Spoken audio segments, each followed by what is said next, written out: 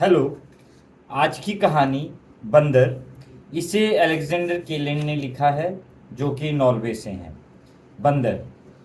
एक बंदर की कृपा से वकालत की परीक्षा में मुझे प्रथम श्रेणी मिलने वाली थी, परंतु द्वितीय श्रेणी मिली और यह न्याय संगत भी था। मेरे एक मित्र थे, उनको एक मिश्रित भावना के साथ मेरी परीक्षा की कापियां देखनी पड़ी। कानूनी समस्याओं को हल करने के मेरे तरीके का उन पर इतना असर पड़ा कि उन्हें ख्याल था कि उनके कारण मुझे प्रथम श्रेणी मिल जाएगी। उन्होंने मेरी मौखिक परीक्षा ली जाने का विरोध किया, क्योंकि वे मेरे मित्र थे और मुझे बहुत खूब तरह जानते थे। बंदर वास्तव में एक कानूनी पुस्तक के पृष्ठ 496 पर पड़ा हुआ कहवे का धब्बा मात्र था। यह पुस्तक मैंने अपने एक मित्र से पढ़ने के लिए उधार ली थी। जाड़े की शीत और अंधकार में कानून की परीक्षा देने जाने से बढ़कर और कोई निराशाजनक बात सोचना कठिन है। गर्मी में शायद हालात और भी बदतर हो जाती हों, पर मैं कह नहीं सकता, क्योंकि गर्मी में परीक्षा देने का मुझे कभी अवसर प्राप्त नहीं हुआ। परीक्षार्थी को 11 या 13, जितनी भी भयानक संख्या की आप कल्पना कर सकते हैं, प्रश्नों के साथ लोहा लेना पड़ता है। उनकी दशा सर्कस के उस अभिनेता की भांति होती है जो पहले पहल जनता के सामने आता है। अपनी जान को हथेलियों पर लेकर वह घोड़े को दौड़ाता है। उसके अधरों पर सर्कस की एक विचित्र मुस्कान रहती है और उसे बदसूरत पर्चे से ढके 11 या 13 छल्लों के बीच से निकलना पड़ता है। वकालत की परीक्षा के अभागे परीक्षार्थी की भी ठीक यही स्थिति होती है जो सर्कस के अभिनेता की होती है। केवल वह संगीत की लय पर प्रकाश से झिलमिलाती हुई इमारत से छलांगे नहीं भरता। अर्ध अंधकार में उसे काठ की कुर्सी पर बैठना पड़ता है। उसका मुंह दीवार की ओर होता है और उसे केवल निरीक्षक के जूतों की चरमर ही सुनाई पड़ती है, क्योंकि दुनिया में शायद कानून की परीक्षा भवन के निरीक्षक के जूतों से अधिक दूसरे के जूते नहीं चरमराते।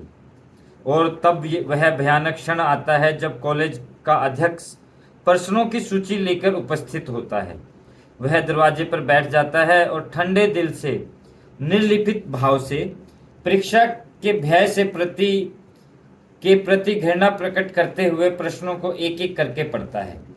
उसके हाथ में मैले कागज में ढके हुए छल्ले होते हैं, जिनके बीच से प्रत्येक विद्यार्थी को निकलना रहता है, और असफल होने पर उन्हें परीक्षा का घोड़ा छोड़कर पैदल चलने के लिए अलग हट जाना पड़ता है। आप जिन पर बैठ जाइए, कितनों को तो इसमें सफलता नहीं मिलती। वे बेचारे इधर उधर झूलते रहते हैं। कुछ तो बेचारे इसे छोड़कर हट जाते हैं। जब वह कमरे से बाहर जाने लगते हैं तो परीक्षा भवन में बैठे शेष विद्यार्थी उसे एक निश्वास छोड़कर उस पर अपनी आंखें गड़ा देते हैं। आज तुम कल हम। इस बीच कुछ आवाज़ सुनाई पड़ने लगती है, जिसका अभिप्राय यह है कि परीक्षा के छल्लों को लांघने के लिए प्रयत्न शुरू हो गया है। कुछ तो सधे हुए तेजी से फांदते हैं और दिल में प्रथम श्रेणी की आशा लेकर पार उतर जाते हैं। दूसरे, जो छल्ले को सीध में फांदना ठीक समझते हैं, वे जब हवा में रहते हैं तो एक लुढ़कनियाँ लेकर पीछे की ओर से फांदते हैं। कहा जाता है कि उनकी यह पंगुलता प्रशंसनीय नहीं है। इसके बाद दूसरे छलांगे भरते हैं, पर बेचारे छल्ले को गंवा बैठते हैं।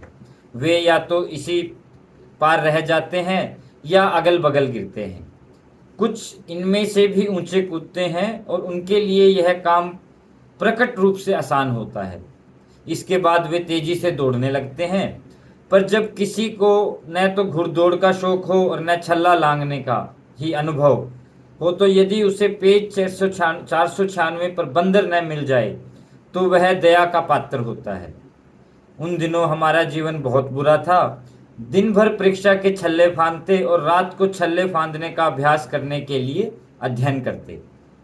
एक रात को मैं कानूनी समस्या नामक पुस्तक आधा ही पार कर पाया था कि बहुत देर हो गई।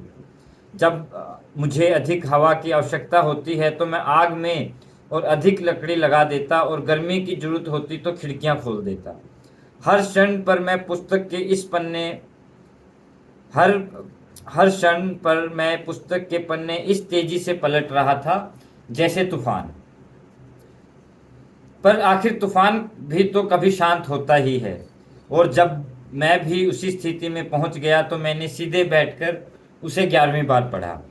इसलिए यह निष्कर्ष निकाला जा सकता है इसलिए यह निष्कर्ष कि आराम और लाभ दोनों का सामंजस्य स्थापित किया जा सकता है। कुर्सी पर पीठ टेक कर थोड़ा आराम किया जा सकता है। मैं पढ़ भी सकता हूँ। रोशनी आड़ में नहीं पड़ती, इसलिए यह निष्कर्ष निकाला जा सकता है। परंतु कानून की किताब पर गैर कानूनी तस्वीरें तैरने लगी, जिन्होंने लैंप को घेर लिया और मेरी कानूनी नज़र को भी धुंध कर देने की धमकी देने लगी। अब भी मैं धुंधले तौर पर सफ़ेद और छपे कागज का फर्क जान सकता था। इसलिए यह निष्कर्ष शेष सब एक के ऊपर दूसरे काले अक्षरों के चढ़े जाने में ही लुप्त हो गया। मेरी आंखें थकानपूर्ण निराशा के साथ उनके पीछे दौड़ती रही। तब मैंने पेज के दाहिनी ओर नीचे देखा एक आकृति। किसी ने हाशिए पर एक बंदर का चित्र खींच दिया था। बहुत ही सुंदर बना था, विशेषकर उसका भूरा मुंह।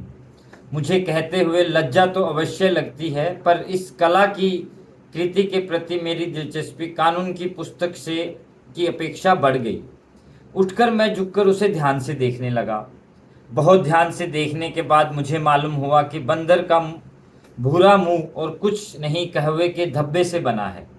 और बाद में मुझे समझ पड़ा कि पूरा बंदर ही कहवे का धब्बा मात्र है। कलाकार ने उसमें केवल आंखें और थोड़े से बाल भर बना दिए हैं, परंतु वास्तव में प्रतिभाशाली तो वह था जिसने कहवे की बूंद पर इस तरह नजर डाली होगी। तब मेरी समझ में आया, क्योंकि मैं जानता था कि मेरे मित्र को एक लाइन तो खींचना नहीं आता, पर कानून उसे खूब आता है। पर तब मैंने उसके संबंध में सोचने लगा, उसकी सफलताओं के संबंध में विचार करने लगा। उसने ऑनर्स में प्रथम श्रेणी प्राप्त की और अपने घर लौट गया। भला उसे इस सफलता के लिए किस तरह प्रयत्न करना पड़ा होगा। और जब मैं यह सोच रहा था, तब मेरी नींद में भरी जागृति उठ बैठी और मेरा अज्ञान अपने सबसे अधिक बुरे रूप में मेरे सामने आकर उपस्थित हो गया। मैं सोचने लगा कि यदि मुझे इस घुड़दौड़ में घोड़े की पीठ पर से उतरना पड़ा तो मेरे लिए यह कितने शर्म की बात होगी। यदि कहीं किसी से भी बुरा हुआ और मैं उनमें से हुआ जिनका नाम नहीं होता, बल्कि कहा जाता है कि उसे नॉन कंटमेंडेंस मिला, तो जैसा कि कभी होता है कि बहुत अधिक पढ़ने से लोग पागल हो जाते हैं, उसी तरह जब मुझे अपने अज्ञान का अनुभव हुआ तो मैं पागल सा हो गया। कूदकर मैंने अपने सिर को पानी की बाल्टी में डुबो दिया और बालों को सूखने का भी अवसर न देकर मैं इतने दृढ़ निश्चय के साथ पढ़ने बैठ गया कि एक एक शब्द मेरी स्मृति पर अंकित हो गया। इसलिए यह निष्कर्ष निकाला जा सकता है, इत्यादि इत्यादि। जल्दी जल्दी बाएं पेज को भी उसी अदम्य उत्साह से पढ़ने लगा। उसके बाद दाहिना पेज आया, बंदर के चित्र तक पहुंचा। चित्र पार किया, पेज उलट दिया और वीरतापूर्वक आगे पढ़ने लगा। मुझे यह पता नहीं था कि मेरी शक्ति खत्म हो चुकी है। दूसरा अध्याय दिखाई पड़ने लगा और साधारण रूप से लोग ऐसे स्थान पर क्षण भर के लिए रुक जाते हैं। पर मैं अध्याय के प्रथम वाक्य में उलझ गया। मुक्ति का कोई उपाय खोजने का मैंने प्रयत्न किया, परंतु वहां कोई उपाय नहीं था। सिर चक्कर खाने लगा। बंदर कहाँ है? कहवे का धब्बा है। 2 पेजों पर कोई अपनी उस प्रतिभा का प्रदर्शन नहीं कर सकता। जीवन में हर चीज एक सही और दूसरा गलत पहलू होता है। उदाहरण के लिए विश्वविद्यालय की घड़ी पर जब मैं तैर नहीं सकता तो मुझे पानी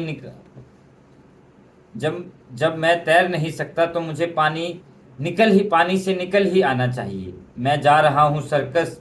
मैं जानता हूँ मेरे किताब वाले मित्र कि तुम मुझ पर हंस रहे हो, पर मैं कहता हूँ कि मैं छल्ले लांघ सकता हूँ। और यदि मेरे लैंप से प्रकट हुए प्रोफेसर ने कॉर्पस जूरियस का अच्छी तरह विश्लेषण किया तो मैं यहाँ कोल्स जॉन स्ट्रीट में न पड़ा रहूँगा, बल्कि इसी समय मुझे वह सपनों वाली गहरी नींद आ गई जैसे कि केवल उन्हीं लोगों को आती है जवानी में जिनको अस्त विवेक का मर्ज होता है। दूसरे दिन प्रातः मैं परीक्षा के घोड़े पर सवार था। पता नहीं उस दिन शैतान ने भी जूते पहन रखे थे या नहीं, पर उसके यह निरीक्षक अवश्य ही पहने थे।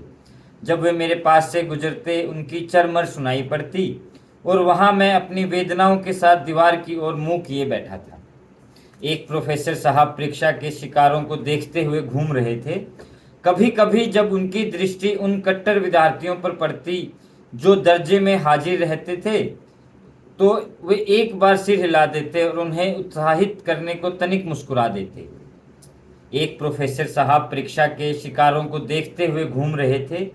कभी कभी जब उनकी दृष्टि उन कट्टर विद्यार्थियों पर पड़ती जो दर्जे में हाजिर रहते थे, तो वे एक बार सिर हिला देते और उन्हें उत्साहित करने को तनिक मुस्कुरा देते। पर जब उनकी आंख मुझ पर पड़ी तो मुस्कान उनके अधरों से लुप्त हो गई। मुझे ऐसा जान पड़ा जैसे वे अपनी बर्फीली दृष्टि से मेरे सामने दीवार पर लिख रहे थे, अरे कमबख्त, मैं तुझे नहीं जानता। एक निरीक्षक प्रेसिडेंट के पास पहुंचे और उससे बातें करने लगे। मैं उन्हें अपनी कुर्सी के पीछे धीरे धीरे बातें करते सुन सकता था और मुझे क्रोध आ रहा था कि इन नामकुलों को भी तनख्वाह दी जाती है, जो कि वास्तव में मुझे और मेरे अच्छे मित्रों को सताकर अपनी जीविका प्राप्त करते हैं। दरवाज़ा खुला और पीली रोशनी की किरणें पीले चेहरों पर बिखर गई। उन्हें देखकर मुझे लग्जमबर्ग के अजायब घर में रखे भय के मारे की याद हो आई। इसके बाद फिर अंधकार हो गया और वह कलंकपूर्ण भेड़िया कमरे में चमगादड़ की भांति बढ़ा। उसके पंजों में सफ़ेद कागज थे। उसने पढ़ना शुरू किया। मुझे उस समय जितनी निराशा महसूस हुई उतनी शायद कभी नहीं हुई, किंतु फिर भी पहला शब्द सुनते ही मैं उछल पड़ा, बंदर। मैं लगभग चीख पड़ा क्योंकि इस संबंध में अब आश्चर्य नहीं रह गया था। कानूनी समस्या का यह पृष्ठ 496 ही था जहां मुझे बंदर मिला था। जो समस्या वह पढ़ रहा था वह वही थी जिसे मैंने पिछली रात बड़ी स्फूर्ति के साथ पढ़ा था, और भूमिका के चंद सुंदर वाक्यों के पश्चात मैंने प्रारंभ किया। इसलिए यह निष्कर्ष निकाला जा सकता है कि, और उसके बाद बाएं पेज की ओर बढ़ा और फिर उसी अदम्य उत्साह के साथ दाहिने पेज पर आया। बंदर के पास पहुंचा, उसे भी पार किया, फिर टटोलने लगा और फिर सहसा ठप हो गया। मुझे तो यह जान पड़ रहा था कि कुछ कमी रह गई है, पर यह भी जानता था कि अब उसके संबंध में कुछ सोचना बेकार है।